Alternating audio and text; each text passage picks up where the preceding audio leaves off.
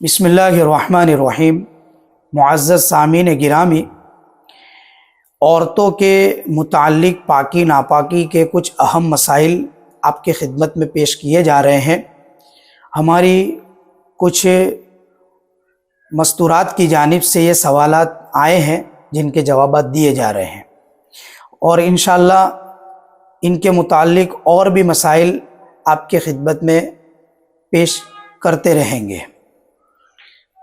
سوال: کیا دودھ پلانے کی وجہ سے وضو ٹوٹ جاتا ہے؟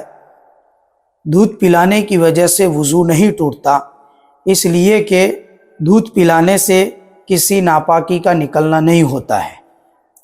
سوال: حیض یعنی ماسک کی حالت میں زینت اختیار کرنا کیسا ہے؟ حالت حیض میں ماسک کی حالت میں زیب و زینت اختیار کرنا بلا شبہ جائز اور درست ہے۔ سوال: عورت حیض کی حالت میں قرآن شریف کی تلاوت، دوسرے اذکار اور درود شریف پڑھ سکتی ہے؟ حیض کی حالت میں قرآن کی تلاوت کرنا جائز نہیں ہے، اس کے علاوہ جتنے بھی اذکار وغیرہ ہیں، درود شریف ہے، صبح شام کی جو تسبیح ہے وہ تمام پڑھ سکتی ہے، بلا شبہ اس کو پڑھنے میں کوئی رکاوٹ نہیں ہے۔ سوال: حیض کی حالت میں میاں بیوی کا آپس میں کپڑے پہن کر سطر چھپا کر ایک ساتھ سونا کیسا ہے؟ حالت حیض میں کپڑے پہن کر اور سطر چھپا کر میاں بیوی ایک ساتھ سو سکتے ہیں، اور حیض کی حالت میں بستر الگ نہیں کرنا چاہیے۔ ناپاکی کی حالت میں بستر الگ کرنا یہ یہودیوں کا طریقہ ہے، جس کی مشابہت ہوتی ہے، جس مشابہت سے بچنا لازمی اور ضروری ہے۔ سوال: حیض کی حالت میں کھانا پکانا، آٹا گوندھنا کیسا ہے؟ حیض کی حالت میں کھانا پکانا، آٹا گوندھنا، روٹی پکانا سب جائز اور درست ہے۔ صرف حائضہ یعنی حیض کی حالت میں جو عورت ہے اس کے صرف ہاتھ لگانے سے کوئی چیز ناپاک نہیں ہوتی ہے۔ سوال: کسی عورت نے نماز ادا کرنے میں دیر کی اور حیض آ گیا تو نماز کا کیا حکم ہے؟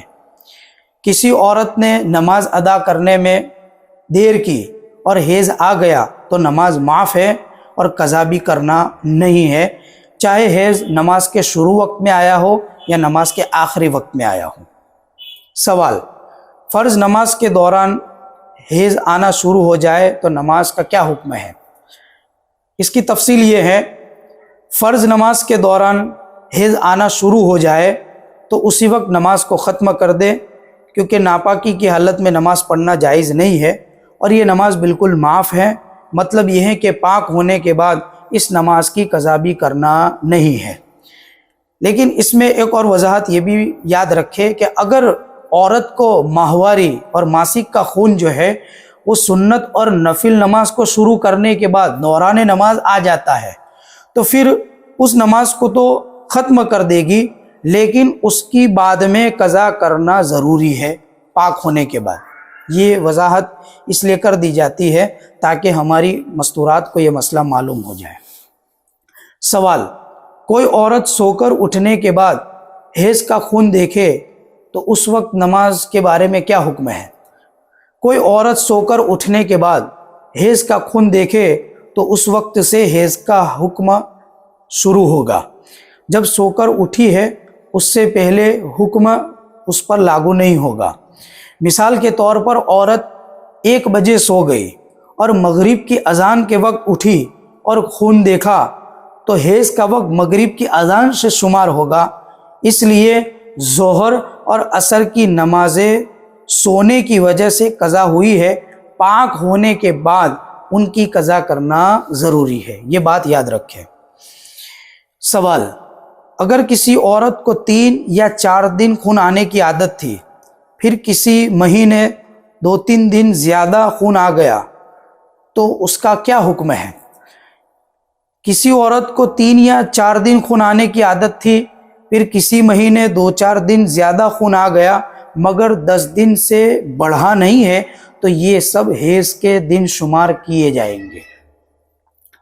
سوال: حیض کی حالت میں اذان کا جواب دینا اور اذان کے بعد کی دعا پڑھنا کیسا ہے؟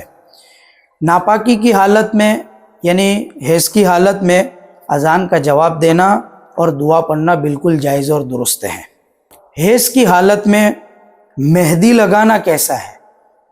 عورت کے لیے ناپاکی کے دنوں کے اندر مہندی لگانا بالکل جائز اور درست ہے۔ ایک سوال یہ ہے کہ اگر کوئی عورت رمضان المبارک کے دن میں پاک ہوئی تو اس کے لیے باقی دن کے بارے میں کیا حکم ہے؟ اگر کوئی عورت رمضان المبارک کے دن میں یعنی دن کی حالت میں پاک ہوئی تو بقیہ پورے دن کھانا پینا درست نہیں، شام تک روزے داروں کی طرح اس کو بھوکا پیاسا رہنا ضروری ہے، مگر وہ دن روزے میں شمار نہ ہوگا، اس کی قضا لازم ہے۔ یہ مسئلہ بھی یاد رکھیں۔ اللہ تعالیٰ ہماری ماں بہنوں کو ان مسائل کو خوب توجہ کے ساتھ سننے کی اور دوسری مستورات تک اسے پہنچانے کی توفیق عنایت فرمائے، اور پاکی ناپاکی کے متعلق جو سوالات ہمارے دل و دماغ میں کھڑے ہوتے ہیں وہ اپنے شوہر کے ذریعے اپنے مقامی علماء سے اسے معلوم کرنے کی بھی توفیق عطا فرمائے۔ عام طور پر ہماری مستورات جو ہیں اس میں شرم محسوس کرتی ہے کہ جس کی وجہ سے دین کی اور شریعت کی بات سے محرومی آ جاتی ہے اور صحیح معنوں میں اس پر عمل نہیں ہوتا۔ اگر ایک ماں ان پاکی ناپاکی کے مسائل کو جانے گی تو وہ اپنی بیٹیوں کی بہترین تربیت کر پائے گی، اور جب بچیاں بالغ ہونے کی عمر کو پہنچے گی تو ایک ماں کے لیے اپنی بچیوں کو پاکی ناپاکی کے مسائل اور اس کا علم سکھانا آسان ہو جائے گا۔ اللہ تعالی ہمیں اس پر توجہ دینے کی توفیق عنایت فرمائے۔ آمین یا رب العالمین۔